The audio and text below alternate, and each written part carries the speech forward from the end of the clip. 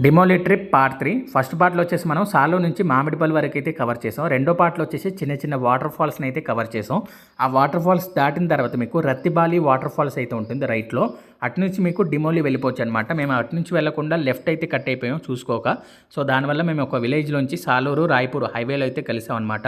ఇక్కడే మీకు సాలూరు నుంచి రాయపూర్ మీరు హైవేలో వస్తే డిమోలి అయితే ఉంటుంది. So 23 kilometres. ఇక్కడ మీకు అవైలబుల్ అయితే ఉంటాయన్నమాట అన్నీ. ఇక్కడ మేము కొన్ని సామాన్లు తీసుకున్నాం అనమాట. ప్లస్ అయింది మాకు ఇటు రావడం వల్ల. ఒక బ్రిడ్జ్ అయితే వస్తుంది మీకు. అక్కడ మీకు చాలా బాగుందన్నమాట. కింద వాటర్ అలాగే సన్సెట్ అవ్వడం చాలా బాగుంది. కాసేపు ఎంజాయ్ చేసిన తర్వాత మేము బయలుదేరిపోయాం అనమాట. కింద కొండ నుంచి కొండ ఎక్కడానికి డిమోలికి 4 కిలోమీటర్స్ అయితే ఉంటుంది. దాదాపు రూట్ మొత్తం బాగోదు. సో అక్కడ దాకా బాగానే ఉంటుంది మీకు మొత్తం. ఇక్కడ నుంచి అయితే బాగోదు. కొంచెం జాగ్రత్తగా అయితే నడపాలి ఇక్కడ. అంటే పైకి వచ్చేసిన తర్వాత మనకి ఒక ఫామ్ అయితే ఇస్తారు. అదైతే ఫిలప్ చేయాలి మనం. అదంతా మనం పార్ట్ 4లో అయితే మాట్లాడుకుందాం.